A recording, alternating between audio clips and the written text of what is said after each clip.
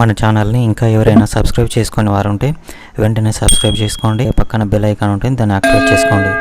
Hi friends, welcome to my channel. Friends, మనం చూస్తూ ఉంటాం మన పీసీ అప్పుడప్పుడు మనకు కొన్ని ప్రాబ్లమ్స్ అనేది ఇస్తుంది. డిస్ప్లే అనేది రాకపోవడం, లేకపోతే ఏదైనా ఫైల్ మిస్సింగ్ అని పడడం, కంప్యూటర్ అనేది హ్యాంగ్ అవ్వడం, కొంచెం స్లో అవ్వడం, ఇలా మనకు రకరకాల ప్రాబ్లమ్స్ అనేవి వస్తాయి. ఇవన్నీ మనకు కంప్యూటర్ మనకు లోపలనే కాదు, మనం బయట కూడా మనం కొన్ని చేసే మిస్టేక్స్ వలన మనకు ప్రాబ్లమ్స్ అనేవి వస్తాయి. ఇటువంటి చిన్న చిన్న ప్రాబ్లమ్స్ అనేవి వచ్చినప్పుడు మనం ఎలాగా సెట్ చేసుకోవచ్చు అని నేను వీడియో అనేది చేశాను.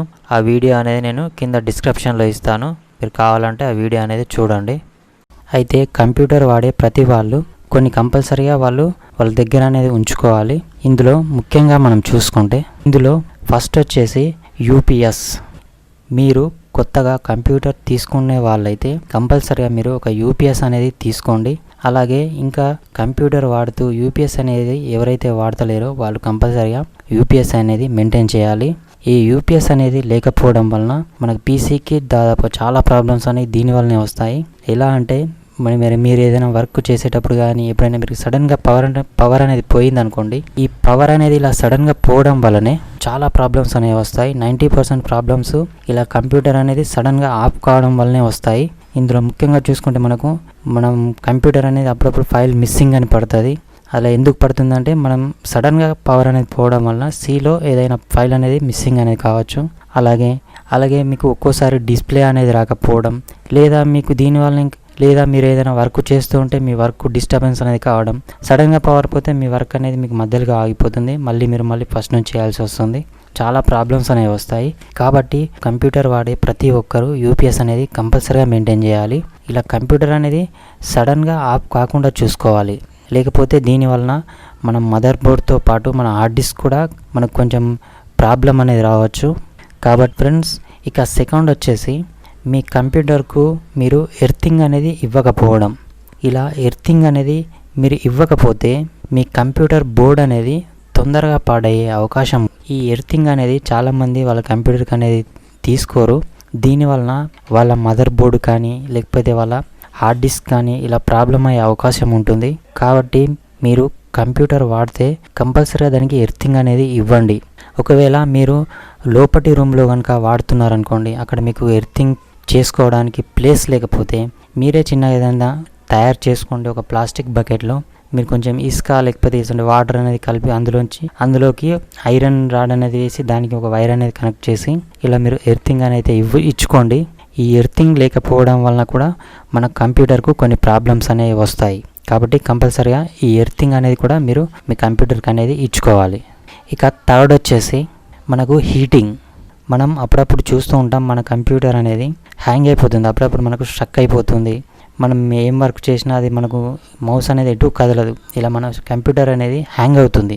ఎందుకు అవుతుందంటే అక్కడ ప్రాసెసర్ అనేది హీట్ అవుతుంది, మనకు ఎక్కువగా హీట్ అవడం వలన అది హ్యాంగ్ అవుతుంది.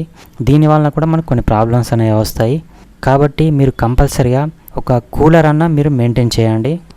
మీ కంప్యూటర్ రూమ్లో చాలా హీట్గా ఉన్నప్పుడు మీరు కంపల్సరీగా ఒక కూలర్ అనేది మెయింటైన్ చేయండి. మీ కంప్యూటర్ అనేది ఎప్పుడు హీట్ అనేది అవ్వకుండా చూసుకోండి. ఇక సమ్మర్లో అయితే మీరు కంపల్సరీగా కూలర్ అనేది కంపల్సరీగా ఉండాలి. ఎందుకంటే అప్పుడు మీరు ఏం వర్క్ చేసినా తొందరగా మీ ప్రాసెసర్ అనేది హీట్ అవుతుంది. దానివలన కూడా మనకు చాలా ప్రాబ్లమ్స్ అనేవి వస్తాయి. ఫ్రెండ్స్, కొందరు వాళ్ళ కంప్యూటర్ CPU అనేది టేబుల్ కింద లోపల అనేది పెడతారు, దానికి సరిగా గాలి అనేది ఆడదు, ఆ లోపల ఫ్యాన్ అనేది హీట్ అవుతూ ఉంటుంది ప్రాసెసర్. అటువంటి వారికి తొందరగా ప్రాబ్లమ్స్ అనేవి వస్తాయి. అలా మనం టేబుల్ కింద కానివ్వండి, లేకపోతే మీరు CPU పెట్టి దానిపైన ఏమైనా వస్తువులు పెట్టడము, CPUకి అనేది గాలి ఆడకుండా మనం చేయకూడదు. దీనివల్ల కూడా మనకు ప్రాబ్లమ్స్ అనేవి వస్తాయి.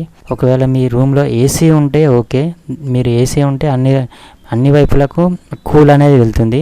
కానీ మీరు ఫ్యాన్ వాడుతూ మీ CPUని మీరు ఎక్కడన్నా కింద టేబుల్ కింద కానీ CPU పైన ఇంకేమైనా వస్తువులు పెట్టడం కానీ ఇటువంటివి చేయకండి.